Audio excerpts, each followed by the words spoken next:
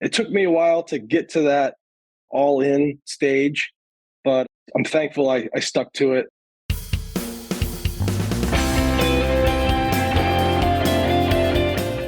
Welcome to Everybody Pulls the Tarp, the go-to podcast for high performers.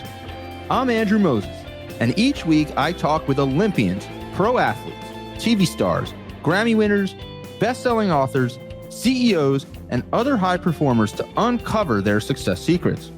Every conversation is jam-packed with inspiration and actionable ideas we all can apply to our own lives, personally and professionally. Get ready for a behind-the-scenes look at the techniques, processes, and mindsets powering the world's most successful people. Let's go.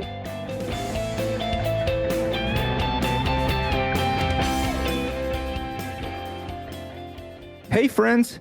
This week, my guest is San Francisco Giants pitcher Spencer Bivens. Back in June, Spencer made his Major League Baseball debut at the age of 29 years old, after a long and winding odyssey to the big leagues. And now Spencer's MLB career is off to a fantastic start. In his debut, he struck out the first batter he faced in the big leagues. And as of the time we recorded the conversation you are about to hear, Spencer had a 1.99 ERA with 18 strikeouts over 22 and 2/3 innings for the Giants this season. Along the way, he even struck out two-time AL MVP Shohei Ohtani twice in one game. But as you'll hear in our conversation, Spencer's story is as improbable as they come, and the result of a remarkable baseball journey. Back in high school, Spencer was cut from the baseball team in 10th grade. And even when he was on his high school team, he didn't get a lot of playing time. He wasn't recruited by any colleges, but ultimately did get an opportunity to play for Penn State in his hometown of State College, Pennsylvania. Then, unfortunately, he squandered that opportunity that he had long dreamt about. In 2014, he was kicked off the Penn State baseball team for failing a drug test. From there, he did get a second chance at playing college baseball with Division II Rogers State in Claremore, Oklahoma. He then went on to play professionally in France, and from there, returned to the United States and navigated a long, winding road of independent league teams like the Steel City Slammin' Sammies, Washington Wild Things, Lexington Legends, Gastonia Honey Hunters, and many more. And slowly but surely, Spencer's hard work and resilience began to pay off. In May of 2022, he caught the attention of the San Francisco Giants, who signed him as an undrafted free agent. And then after 2 years in the Giants minor league system, Spencer became a major leaguer. Our conversation begins with us talking about his MLB debut, and then we explored his years-long journey that ultimately made it possible. My friends, this episode is about so much more than baseball. Spencer's story is a tale of adversity, redemption, and an extraordinary commitment to keep a dream alive. It's a powerful reminder that a past mistake doesn't have to define our future, and that anything is possible when we're willing to put in the work and keep moving forward. I am so glad that Spencer and I were recently connected by a mutual friend and that we got to have this conversation. I sure hope you take away as much from it as I have. So let's pull the tarp and get straight to Spencer Bivens.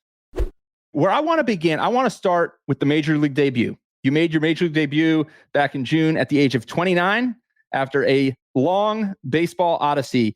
I want to start with what San Francisco Giants manager Bob Melvin said about you and your debut. He said, "You always feel good about someone making their Major League debut. But if you know the travails and everything that he's been through, this is a real special one. It really gives you goosebumps." So you were in the midst of a great run at AAA earlier this year. When you got the call, you had a 2.81 ERA over 21 appearances. You were named the Pacific Coast League Pitcher of the Month in May. And then you found out mid-game in AAA that you were headed to the big leagues. Take me back to that moment. What was it like? What do you remember? And kind of what happened? So we were on a road trip in Reno, Nevada, still kind of close to the Bay Area, so that was very helpful. But we were playing the game, and it was like the bottom of the seventh inning. And I've been closing for Sacramento. So it's typically a time where I'm starting to get ready, anticipate it. It's a 3-run ball game, 3 or 2-run ball game. So I get a call down to the bullpen, and they said, "Biv, start moving around." And then it's like the guy's still on the phone. And he's like, wait, Biv, they want to see you in the dugout.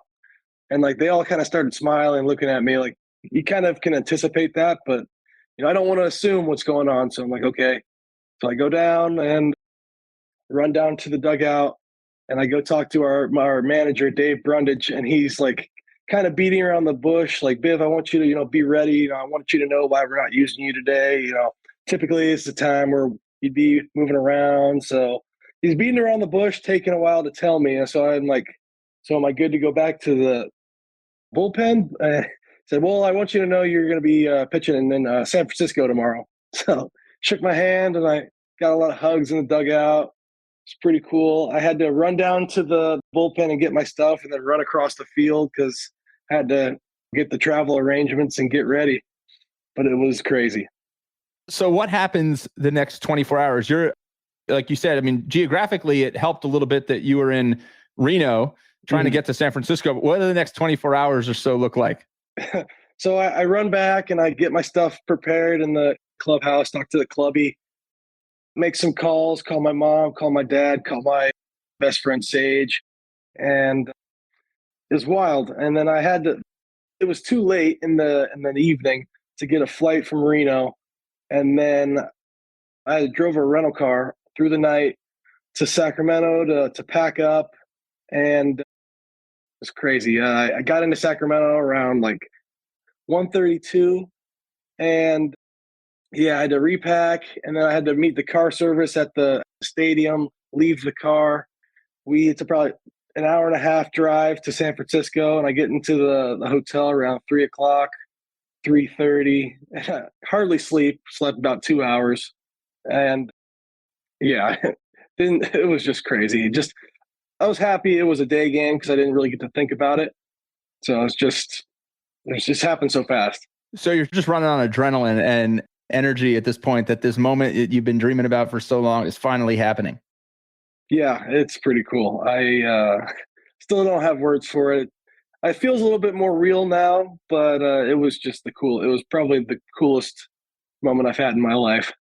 I can imagine, like that quote that I shared at the top from San Francisco Giants manager Bob Melvin, a Major League Baseball debut was special for anyone, but with the journey that you've had through the game, and we're going to dig into all that, there has to be a little something even extra special about that moment. So you've had a unique, and I used that word Odyssey before. I mean, I think resilient is certainly a word that we can use to describe your journey to the big leagues. But I mean, if we kind of take it back a bit, right? I mean, high school, cut from your high school team in 10th grade. Even when you did make the high school team, you didn't get a ton of playing time, didn't get recruited by a lot of colleges. Now, you did get an opportunity to break in there at Penn State and play Division I, but ultimately, due to a disciplinary issue, you were kicked off that college baseball team in 2014. Now, again, you didn't start your career in baseball like the typical guy who ends up in the big leagues. But on a 2023 Instagram post, you said this. You were reflecting on that disciplinary issue in 2014 that led to you being kicked off the Penn State baseball team. You said, it was probably the lowest moment of my life and without a doubt the most embarrassing. Honestly, it was really hard to look at myself in the mirror knowing I messed up the opportunity I had dreamt about. Now, at that point, that was an opportunity to play Division I baseball for Penn State in your hometown of State College, Pennsylvania. When you think about that moment, did you know back then that it was going to be such a turning point for you and who you were as a person and how you were going to kind of go about kind of pursuing everything that you did next? Honestly, no, not at all. I thought about it like, damn, this is probably it for me. I spent the next 2 years trying to get back on the team because I had to try out to get on the team there. I didn't get recruited from my junior college. I think my junior college coach maybe put in a word for me, but yeah, I had to try out. So I spent the next 2 years trying out again, and never got another chance to do it. You do get an opportunity at Division II Rogers State in Claremore, Oklahoma. Now, how did that opportunity come to be? And when you think about that opportunity, do you think that, again, even though it wasn't what you were necessarily hoping for in terms of that second chance at Penn State, where you had kind of dreamt about playing, what do you think it kind of did in terms of kind of getting the ball rolling on kind of that next phase of your journey? Yeah, so getting to Rogers State, there was a few other schools I was looking to go to. I was trying to go to Appalachian State. I was trying to go to Longwood, and just this is pre-transfer portal, so I would have had to sit out another year, and I don't think teams were really receptive to that. So I had a friend from junior college who hit me up. He's like, "Hey, I know you you're not playing anymore there. We need some starting pitchers." So our coach talked to me. He said they'd be interested in having you. And they hadn't even seen me throw. Coach Klimas at Rogers State, never seen me throw, just kind of took the word of my teammate and some of the coaches that had recruited in one of the summer leagues I'd played in. So they took a chance on me, came in and pitched 2 years for them. And I'm just super thankful to even have had that opportunity. I could have easily been done and not even played college baseball, really. I think it's interesting. And again, I think for anybody listening, regardless of what it is we're doing, there's constantly moments in life where we're doing something that's kind of contrary to our expectations, right? Maybe something that we're doing is shrouded in a way in disappointment. We have the potential to have less enthusiasm than we would normally have, right? For you, it was, okay, Division I opportunity with Penn State, your hometown of State College, kind of something that you've said that you dreamt about, to something that you completely didn't expect. But I would imagine that you still need to kind of dig down and find that gumption, that energy inside you to give it your best shot. Was that something that was hard for you? Was that something, did you learn a lot about yourself kind of in that phase? Yeah, when I was at Penn State, there was no issue with the gumption. Like, I was so excited about being there every single day. So it was heartbreaking when I got cut. I failed a drug test. I'm not ashamed to talk about that anymore. So I failed the drug test, and then I tried to get back on the team. And then going D2 was not exactly what I had in mind. I was one of those, I want to go D1 or bust guys. In hindsight, you don't have to be that guy. That doesn't have to be your route. But at D2, I was just trying to find the motivation to continue to want to be better and continue to think I could still do it. I always wanted to play pro ball, but I thinking D2, like, hardly anybody gets drafted, hardly anybody gets the opportunity to do that. So I knew what my goals were, but to stay motivated at a school where I didn't really know much about it and is lower level, it was kind of hard to keep pushing myself. But I had some really good teammates and some positive coaches that helped me continue to try to excel and leap forward. So after college, you go to play in France. You're playing in the suburbs of Paris. And then, as I mentioned, a long winding road through independent leagues and major league affiliate minor league teams. I mean, you name it. I mean, the Steel City Slam and Sammies, the Washington Wild Things, the Lexington Legends, the West Virginia Power, the Gastonia Honey Hunters. I mean, your career, Spencer, had a lot of twists and turns. Where was the motivation coming from? I mean, obviously, the end result to get to the big leagues, which you've now achieved, was it a love for the game, a motivation to achieve a goal that you had long had in your mind of playing the big league, a combination? Like, what was it? Because that is a lot of twists and turns that a lot of people would not do, or at some point they would say, you know what, like, enough is enough. Let me move on. Like, what was it for it? Like that stubbornness, that motivation. Like, where did that come from, Spencer? A lot of it had to do with, like, my best friend, Sage. He was always like the guy I kind of like compared myself to, because we're both graduated the same year, both have similar like family stories, both the same age, and we played all sports together growing up. So we always competed against each other. And he was a guy who was extremely talented and also worked really hard. Out of high school, getting highly recruited, played at Virginia Tech. He got drafted by the Dodgers, got drafted by the Red Sox and turned it down. And like, he was this sought after prospect, and he's like my best friend, and I'm trying to do the same things that he's doing. I didn't get the opportunity to really play Division I. I kind of messed that up, and that was one of the goals I had. And I just always knew that I had more to offer than at the level I had been at. I had always felt like I could play D1, like I could get drafted. I could, I can do these things. And it just, never really materialized fully for me in those years leading up to now. Um, but I always knew that if I really put in like a solid effort, that I'm good enough naturally, that if I put in the weight room effort, to put in the extra work, I could do this. And it took me a while to get to that all in stage, but I'm thankful I stuck to it. A lot of people would have probably quit. I knew a lot of guys that were really talented and in indie ball that have hung them up. I know a lot of guys that may just call it. I didn't have really another choice in my mind. You didn't have another choice in your mind. I mean, was there ever a point where you gave serious consideration to quitting or giving it up and saying, you know what, this is not going to happen the way I had hoped?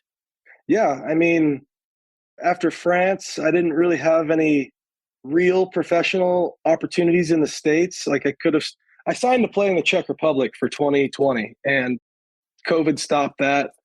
And even COVID made me think about it. Like, do I really want to continue doing this? Like, I need a job. I need to make some money. Like, I need to move out of my mom's house. So 2020, the world kind of stops and I'm thinking about these things and I'm still training. And I decided like, what, I'm going to try to play in the States since this year I'm not going to be able to go to a different country. So Sage, my best friend, he was with the Washington Wild Things and he's talking to me about an opportunity that they possibly have down the line in the summer of 2020, a little mini season at just all out of their facility in Pittsburgh.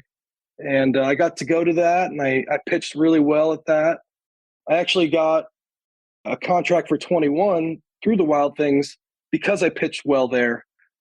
That kind of kickstarted my professional career in the States. So it's just been a lot all around. Between then and May of 2022, when you signed as an undrafted free agent with the Giants, did you feel like, I mean, you said earlier that there was a point where you felt like you went all in. Do you remember a point kind of in that period of time when you felt like the pitching side of things really clicked for you or was starting to click? Yeah. At the end of my 21 year in Gastonia, me and some guys, we were hanging out in the clubhouse after our last game, just like talking about what we're going to do. These are some of the guys that are a little older, a little bit more like 30-ish, talking about if they're going to still play or what they're going to do with their life. And I'm talking to them and they're giving me advice. They're really just like, Biv, you should just fucking go all in, man. Like, you're nasty. Just see what one great offseason will do. So I went with it. I worked a job in State College where I was cleaning rugs and did a lot of odd jobs to save some money. So I did that. And then I invested in Shred. It's a throwing program based out of Charlotte. It's a training facility. They've got everything you need. And I did their remote program. I'm in State College just by myself, going to our facility we have locally.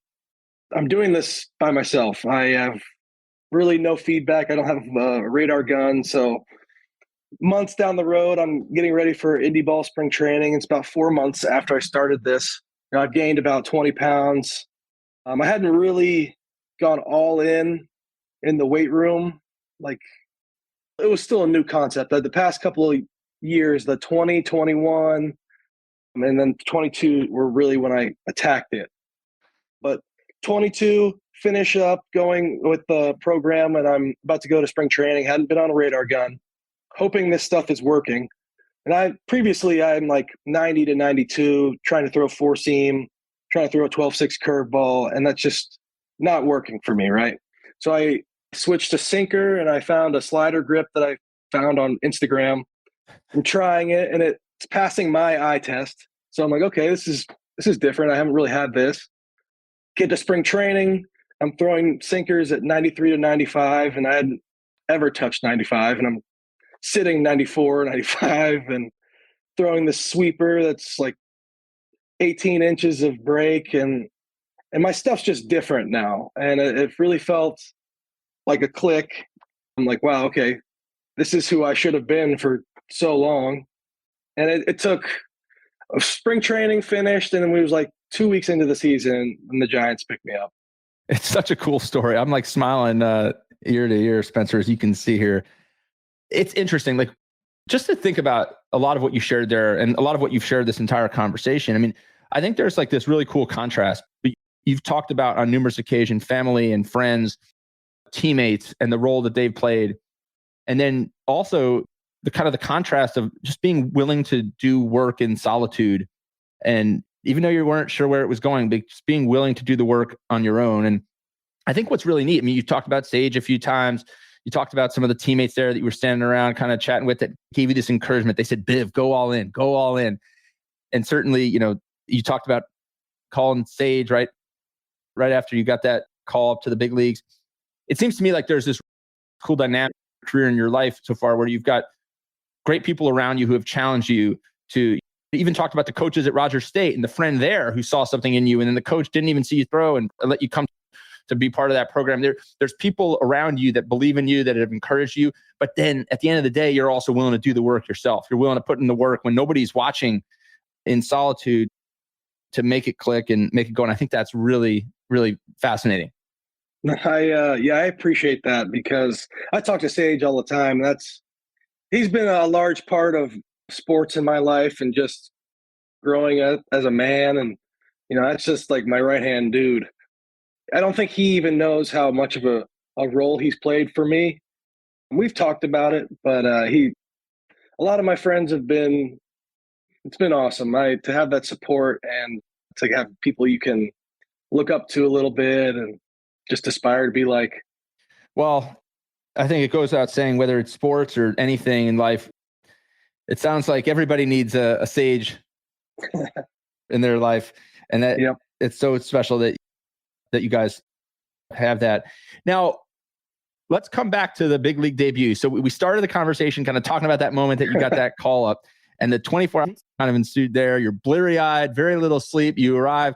Now, let's talk about the debut. The debut on June 16th. So again, like, you strike out the first guy, and then the next hitter hits a homer. I can't even imagine the emotional highs and lows. Take me through that. Like, after you get the strikeout, then the guy hits the homer. Do you like take a breath? Do you pause? Do you settle down and say, okay, like, now we can really begin? Like, yeah.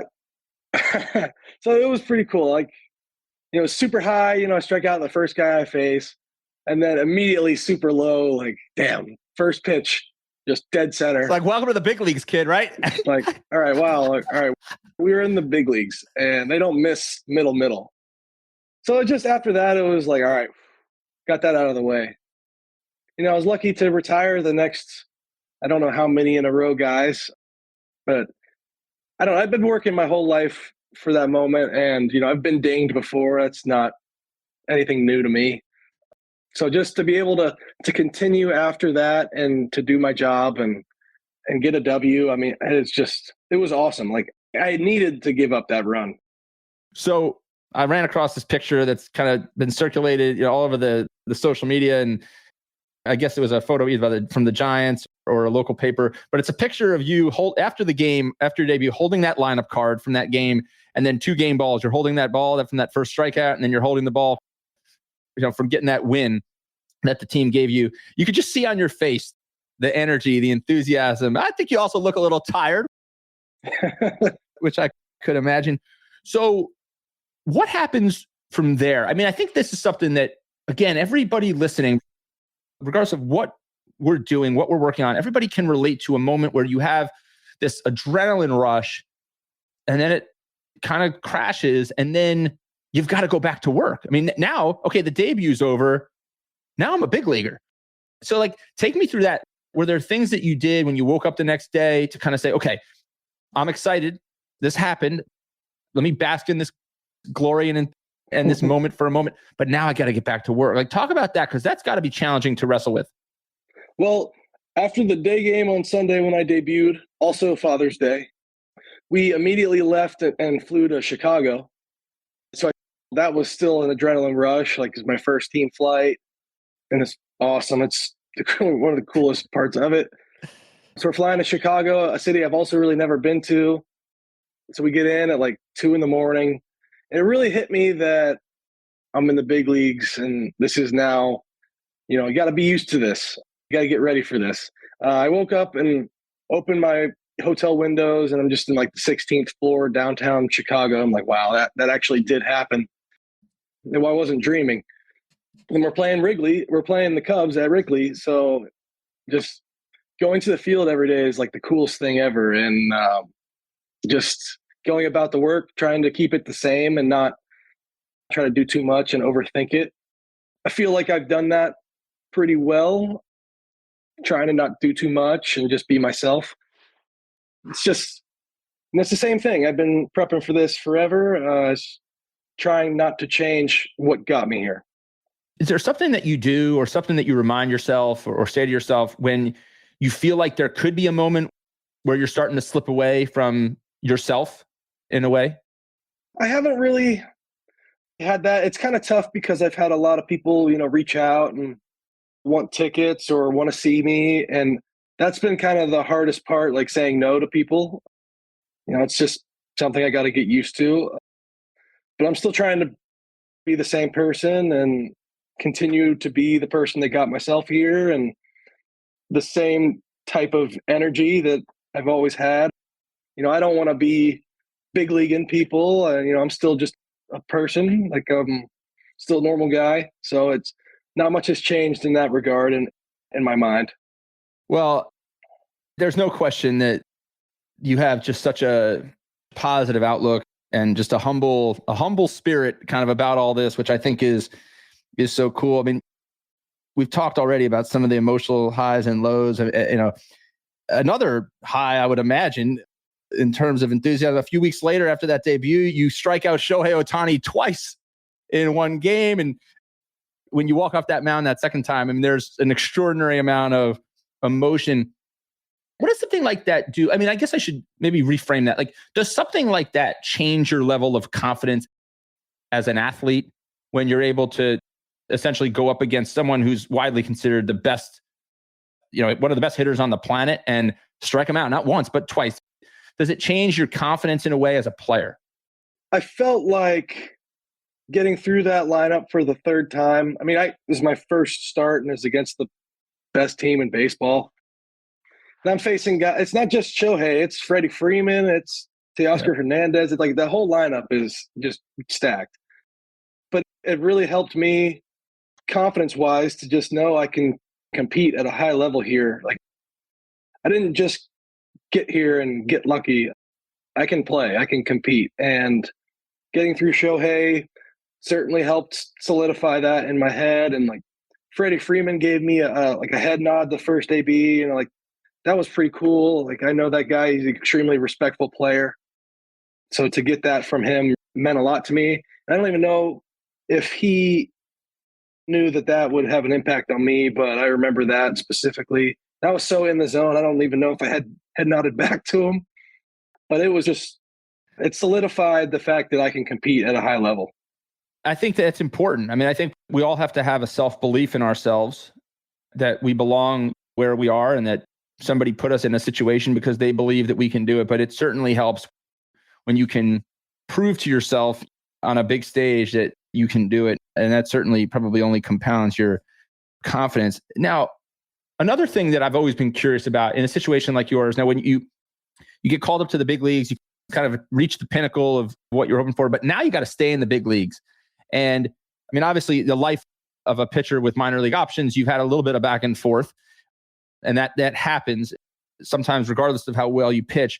But I'm curious, so how do you manage kind of staying disciplined and staying kind of who you are as a pitcher and focusing on the things that got you here, that got you in this groove with, okay, now like I still need to be open to analytics and input from my new pitching coach and perspectives to get even better at the big league level. Like, how do you reconcile those two things at the same time? Yeah, so I mean, the options thing it's tough for anybody. You just got to keep doing what you've done to get yourself into that position. And that for me is the routines. My prep, like my pregame routines, my during the game routine, just trying to keep it the same at every level. No, it doesn't really matter. It doesn't change. It's humbling going back down, but it's part of it. And sometimes it's kind of nice to go down and see some of the guys I came up with and I have a ton of friends down there. So it's cool to go back and forth a little bit. I don't I'm open to it. People text me all the time, like, "Oh, I'm sorry you're back down." And, like, they don't really understand how it works, and it's not a big deal to me. But then the data stuff, like, we have a ton of resources at the big league level, and they really don't try to overwhelm you with it. They offer you help if you feel like you need it. And working with the pitching coaches here, Brian and JP, like, they've just been awesome. JP helped me in spring training, just like with my changeup. I haven't really had to tweak a whole lot. I like where my stuff's at right now, but JP is always there to talk to me about it, and same with BP. So it's been like a crazy amount of resources at my disposal. So I try to take advantage of it when I feel like I need to. Well, Spencer, I have really enjoyed this conversation. I've just learned so much from you and have such an appreciation for all that you've accomplished, all that you've navigated. I'm curious, just to kind of like, as we get ready to wrap up the conversation, just to kind of like bring it, I think probably what's a little bit full circle for you. I know that last year you had the opportunity to speak to the Penn State baseball team about your journey through professional baseball. And I can only imagine that had to be a very unique experience for you, given everything that you've went through and kind of how things kind of came crashing down a little bit for you when you got that opportunity to play at Penn State. Take me through that. Like, was it kind of, as I suspect, kind of a little bit of a full circle, really special, unique moment for you? Yeah, I really loved that. So Coach Cooper was the guy who I tried out for and made the team for, and I was also ultimately cut by him. So I coached his kids while I wasn't playing at Penn State, and I coached them in high school. So I had a very positive relationship with them, and I got picked up by the Giants. In the following offseason, I didn't really have anywhere to work out, so I reached out to Tyson, his oldest son, and I asked him if his dad would be receptive to at least letting me come and throw. Like, I'll stay out of the way. And he didn't have to do that. Coach Cooper didn't have to let me come back, but he was cool about it. And we got to kind of have some closure, and that was really nice for me. I kind of needed that. And it was nice to speak with him for the first time in years and to be able to work out there. And now that I'm in affiliate ball, like, holds a little bit of weight to get to go back to Penn State and kind of do some of the stuff that I missed out on, but not really be a distraction. It was really cool. And then I got to speak to the team about my road and what I've been through. And that really meant a lot to me, just to be able to help kids in a position that I had been in, or if they feel like they may or may not be able to go to the next level, or, whatever, just to be relatable with them like that. It's priceless to me. That was one of the coolest things I've gotten to do with baseball, and to do it in my hometown. And Penn State means a lot to me. So that moment was really cool. I'm sure it was. And I think it just says a lot about you as a person, as an athlete. And I think it just says a lot in general about, we've got to give people grace. People make mistakes, and people take responsibility, and people go after their goals in really passionate ways. And one mistake doesn't define you. One moment of your career doesn't define you. And I think it says a ton about you, and it says a lot about Coach Cooper, that he was open to kind of a reunion in that capacity. Like you said, he didn't have to do that. Certainly didn't have to have you speak to the team, but it says so much about your journey and how far you've come, that Division I coach wants you to come and share that story with others. And I always talk about this ripple effect, that when, the everybody pulls the tarp mindset is predicated around, supporting others, lifting each other up, doing whatever it takes. And I think nothing is more powerful than when you pull the tarp in a way that enables you to create a ripple effect that is going to positively impact others. And those players that you spoke to, whether they go on to play professional baseball or they go on to do something else, are going to probably take away something really special from your message and from your story. And I think that's so unique, Spencer. Well, thank you. And I like to be able to be a resource. If the guys that I follow that know me, and the guys that follow me, they know I'm an open door. And if they ever got questions, they can reach out, and I try to do my best to get back to them and be helpful. I'm actually looking forward to it because I'm really cool with the new coach, Coach Gambino, and he's been letting me come in and throw and do whatever I need to do to get my work in. And now that I've been to the big leagues, it'll be cool to go back and maybe, speak to them again and be around the program. That program means a lot to me, even though I never really got to officially play for it. I did graduate from Penn State, and I'm a state college kid, and I love the university. So to have two coaches, be really cool with letting me come back and be a part, it means a lot to me. Well, there is no question, Spencer. I mean, your journey that's taken you so many different places, from Penn State to Rogers State to the suburbs of Paris to Steel City, Slam & Sammy's to Gastonia to Sacramento to Eugene, now to San Francisco, and to learning pitches on Instagram. I mean, it's just an incredible story that, again, I think applies so far beyond baseball. I'm so grateful that you and I were connected and that we got a chance to have this conversation. There's no question in my mind, you are a certified tarp puller. You are forever a part of the Everybody Pulls the Tarp family. And I just hope we can catch up again soon and see where your journey takes you next. All right, Spencer, thank you so much for spending time with me this week. No, thank you, Andrew. Thank you for having me. It's a pretty cool opportunity. All right, everyone. If you loved this episode, you might also enjoy my interview with two-time World Series champion Ben Zobrist. In 2000, Ben graduated high school and thought his baseball career was over. He wasn't drafted in high school and didn't have plans to play baseball in college. But then he used $50 of his birthday money to pay for a nearby college tryout.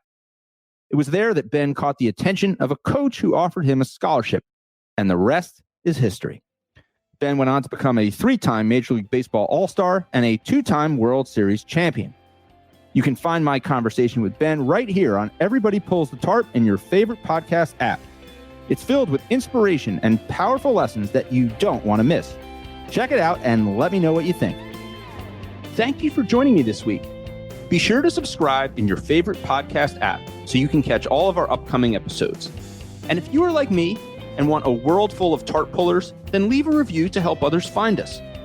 You can also follow me on Twitter at Andrew H. Moses. That's Andrew H. Moses. And be sure to sign up for my email newsletter at everybodypullsthetarp.com/newsletter. I'll share tips and insights to help you achieve maximum success and happiness. Today's a great day to pull the tarp. I am rooting for you. See you next time.